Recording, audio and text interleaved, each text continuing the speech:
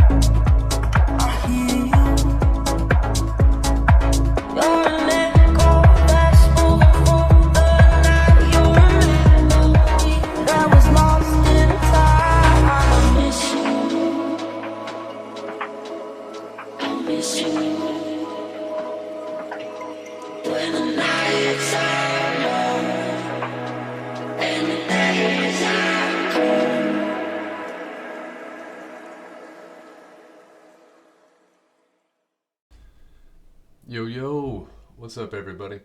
Wanted to do a quick breakdown of a short I took yesterday at about 1:30, 13:30 SMR window. I've had a bunch of messages about it of how I took it, why I took it. So I just wanted to give a rundown of why. First off, if my favorite play is we raid lunch high or low, we create SMT with ES or YM, and then we look to target the opposite end of the lunch session. So yesterday we had lunch highs ran on all assets. So that immediately I get to thinking on the downside. Well, we kept rallying. NQ finally took the AM low or AM highs, and I view AM as 9:30 up until 11:59. So this is the 9:30 high right here. We raid that. We create this little breaker right here during a key time. During the 13:30 SMR, we look for SMT to set up the PM trend. So I'll minimize that. Let's go back and look at the 15-minute. So when we put in this high right here on NQ, so this is the NQ chart right here. We rated the AM high, we rated lunch high. We could not get above the session high, which was put in at 9:15. We had SMT with ES over here. You can see ES put in the high of the session. So this right here is our SMT that we're playing. You can also see on, this is YM over here. YM, this was the lunch high on YM that was put in on the 12:30 15-minute candle. So in Q, ES raid lunch high. We also raid the AM high. YM raids the AM high but does not raid the lunch high. We have SMT between NASDAQ, ES, and also YM. It was also Friday afternoon. So if you go look at the weekly candle, we were trading up near the highs on the weekly candle. I know typically we do not close at the dead highs. We typically have a retracement. So I wasn't looking for anything crazy, but I was looking for about a 10% retracement, possibly even 20% retracement. So now if we go back into the 1 minute, we can see we have our breaker here because we have a high. Here, let me move that over. We had a high, a low. This up close candle is lower than this down close candle, and then a high. So once we break back below this down close candle or the swing low, we then activate our breaker. So this breaker was outside of a key time for me. It was at 13:13 or 1:13 New York time, but we did break below it at 13:33, which is within the SMR window where we look for SMT. We're playing the smart money reversal to set up the afternoon trend. I also want to point out we had a bullish breaker right here at going into the lunch macro, into the 1150 macro. If you take the projections from the breaker, 2.5 or -2 to -2.5 standard deviations is where we can anticipate either retracements or reversals to happen. Okay? Then we can also look, we had the 12 o'clock open right here. Let me put that on here. And this is a little bit more advanced way of doing standard deviations, but take the opening price, the manipulation from the opening price, and then you run it up. And you can also see that we almost got to -4 standard deviations on the play. Okay? So with all that said, I felt pretty good that this was an area that we could take a stab and risk our capital. And I was talking, this trade was actually really hard for me to take, if I'm being honest. And the reason why, everybody in my group, a lot of traders that I respect, they were long. And they were screaming, long, long, long, long, long. And that was subconsciously in my head. But I made a decision when this broke through, and then we came back up and retested, I was getting short. Because this is my model. My model is liquidity rated, or session liquidity rated, SMT, and key time. This checks all three of my boxes. So I knew the pain of regret if I skipped this outweighed the pain that I would felt of losing my capital. So I had to take this trade. I forced myself to take it. All right, so my first target was right here at the -2 standard deviations. We'll just leave that like that. This was my first target. It was a good area because, look, you have consolidation here, and I figured we would at least sweep up under here. We did not get it until later in the session, but my first TP was hit right here. I had 5 contracts on.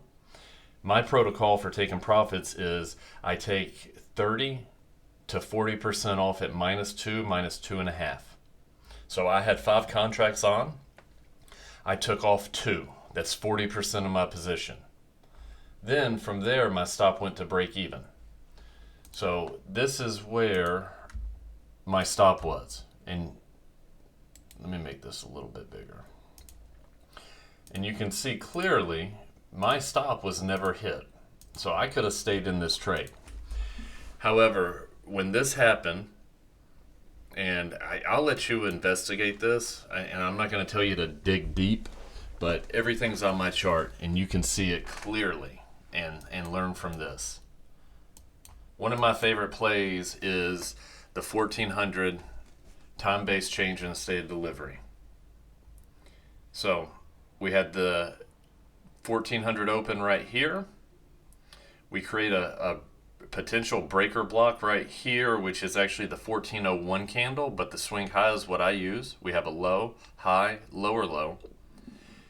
As soon as we closed above it, right here on the 1423, I closed my short, and I flipped long. And you can see during the 1420 to 1440, that's a smart money reversal. We look for SMT to set up the 4-hour trend. So I thought that I potentially could have been wrong and we're going to run higher. So I took this trade as it's part of my model as well. So I closed my short, the remaining 60% in profit, and I got long right here.